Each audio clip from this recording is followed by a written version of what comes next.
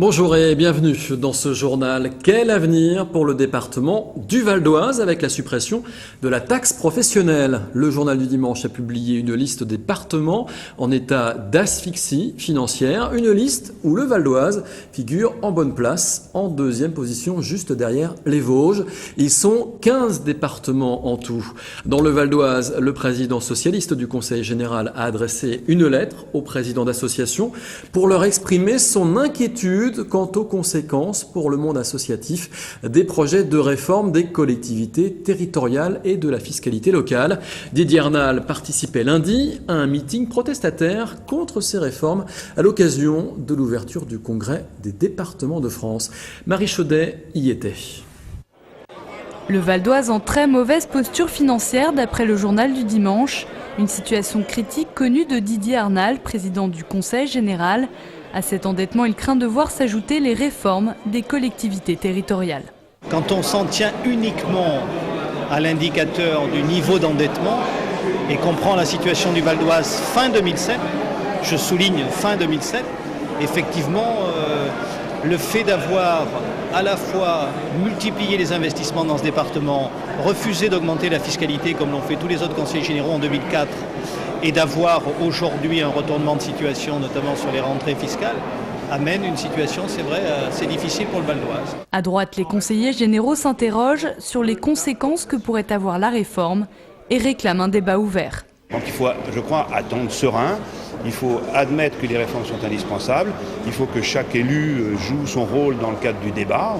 On est encore dans le débat parlementaire qu'il a démarré.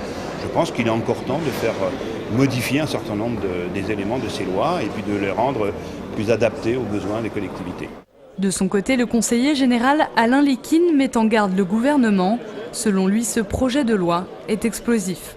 La dernière fois qu'on a voulu s'attaquer aux institutions de la France, rappelez-vous le général de Gaulle avec le Sénat, ça lui a coûté cher. Je pense que Nicolas Sarkozy est sur une mauvaise voie en voulant s'attaquer à ce qui est un atout fort de la République française et de l'organisation territoriale. La réforme des collectivités territoriales qui prévoit notamment la création des conseillers territoriaux en lieu et place des conseillers généraux et régionaux sera présentée mi-décembre. La réforme de la taxe professionnelle sera quant à elle discutée à partir de jeudi au Sénat. Et ces réformes inquiètent aussi les maires. Des élus communistes et du Parti socialiste tenaient une conférence de presse commune ce lundi. Ils ont exprimé leur position sur les textes actuellement en discussion concernant aussi bien la réforme territoriale, le projet de suppression de la taxe professionnelle que le Grand Paris. Alors on va écouter tout de suite Jean-Pierre Becquet. Il est le maire socialiste d'Auvers-sur-Oise et il est président des élus PS du Val d'Oise. On l'écoute sur ces réformes qu'il présente comme un piège. Elles sont mises dans un piège qui est terrible.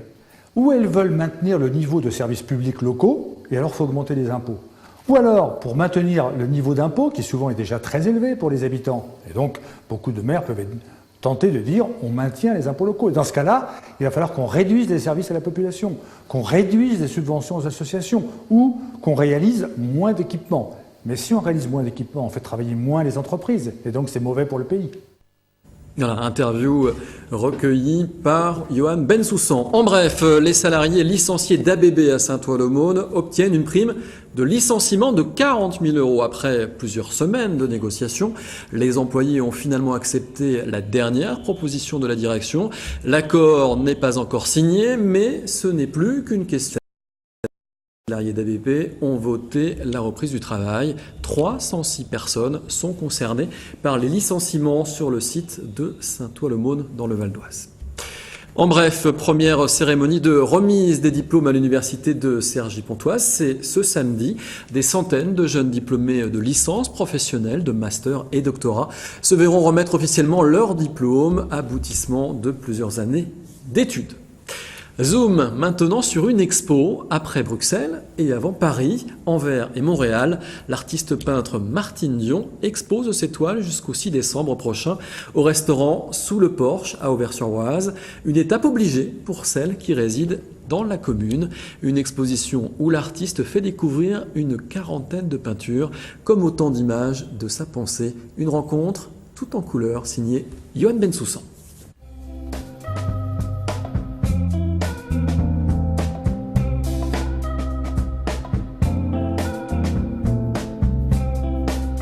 Martine Dion fait partie de ces artistes qui ne s'embarrassent pas de détails compliqués.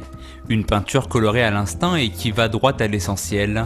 À l'aide de ses doigts, de son pinceau ou d'un couteau, elle livre ici des instants de vie, un puzzle aux couleurs vives comme une thérapie pour cette artiste auversoise, quasiment aveugle durant une partie de son enfance.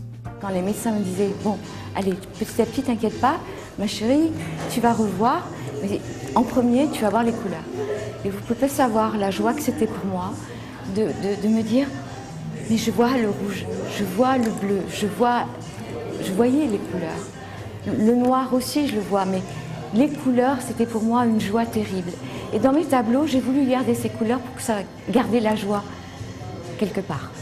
Du bleu apaisant au rouge plus violent en passant par le noir angoissant, ici chaque toile exprime un sentiment, un état d'esprit que l'artiste fait partager au spectateur, une peinture abstraite simple mais loin d'être simpliste. Il y a des gens qui ressentent, moi je me suis aperçue que les gens, des fois, parfois, arrivaient à ressentir une émotion. Vous savez, l'art contemporain, l'art moderne, on ne cherche pas à intellectualiser tout. Ce qu'on veut, c'est un petit peu faire réagir les gens. À l'huile ou à l'acrylique, cette peinture du ressenti, Martine Dion décide aujourd'hui de la partager et de dévoiler son intimité. Des tableaux qu'elle propose à la vente, mais aussi à la location pour les entreprises. Une touche colorée comme possible remède du stress au travail. Et on termine ce journal avec du tennis de table. Ce soir au l'Omnisport Philippe Aimé, Pontoise-Cergy reçoit Levallois. Cette rencontre est la grande affiche de cette 5e journée de Pro A puisqu'elle oppose les 2 premiers du championnat. Éliminés de la Ligue des Champions dès la phase de poule, les 2 formations voudront rebondir. Invaincus, les hommes de Christian Adam auront fort à faire face aux Chinois Wu Yongchao, ex-numéro 10 mondial, et à l'ex-pontoisien Patrick China. Vous pourrez retrouver le résumé de cette rencontre dans un prochain journal de VOTV.